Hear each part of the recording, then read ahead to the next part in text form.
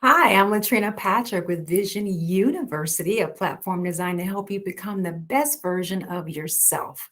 And today I want to talk about the ABCs of grant writing. This is going to be a series as I go through the entire alphabet and give you a tip based on that current letter that we work up to and give you a tip about being successful as a grant writer and some tips that are going to help you to be more successful with your proposals. And so today, we are starting out with the letter A. So when we talk about being successful as a grant writer, you need to make sure that your proposal aligns with the funding priorities. So the A is for aligns. So you want to make sure that you are writing a proposal that aligns with what the funder is intending to do. So when it comes to funding priorities, funders always give based on their funding priorities. They don't just haphazardly give. There's a method to the madness. And so they have predetermined what causes they want to support. So, regardless of how awesome your organization or your program might be, if it doesn't align with what the funder wants to fund, then your proposal is not going to be successful. And their causes will be clearly outlined on their website and in the RFP, which is the request for proposal. So if they have released an RFP, if it's a large enough foundation that you're applying to, they will have in there very clearly stated what they want to fund.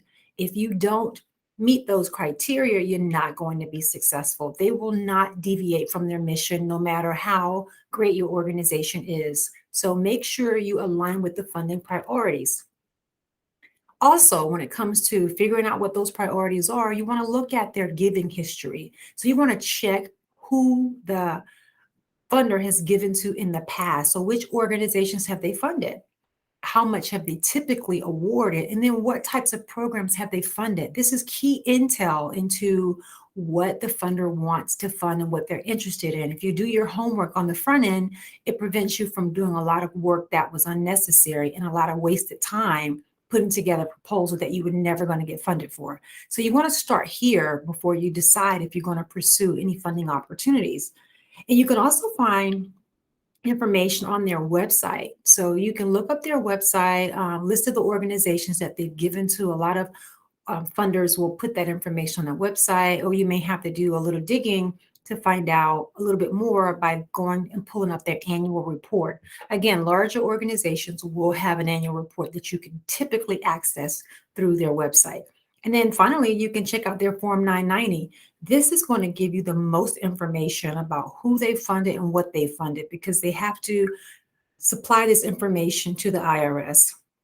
So you can typically get a lot of this from GuideStar. That's a resource that makes available the 990s of organizations or nonprofits because all nonprofits have to be registered and they have to file a 990 every year. GuideStar has a free resource where you can get a limited amount of information or you can pay to get more in-depth information about the organizations and how they give. Now, when it comes to your role in making sure that you're aligned with the funders' priorities, you want to ensure that your mission is aligned with their priorities before you decide to apply. And I've just stated that.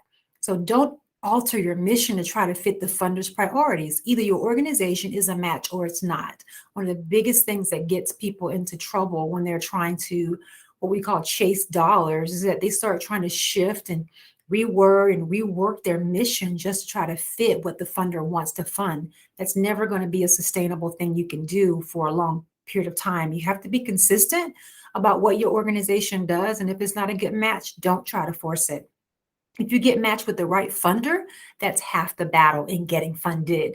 So if you can make sure that you're aligned with the right organization, that ups your chances of getting funded and being successful with your proposal.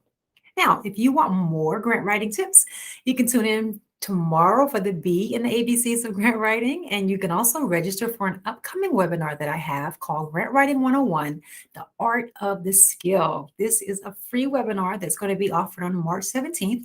All you need to do is to go to visionuniversity.com and to register for the free webinar. As soon as you get to the website, a pop-up will come up and direct you to where you can register.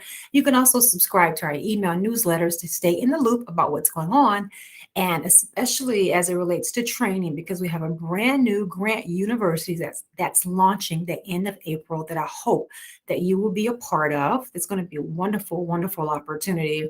And then you also want to subscribe to my YouTube channel where you can access these very videos and others to make sure that you stay in the loop about what's going on. So I hope you found that information helpful, and I hope that you will join us back tomorrow for the next letter in the alphabet as we pursue the ABCs of grant writing.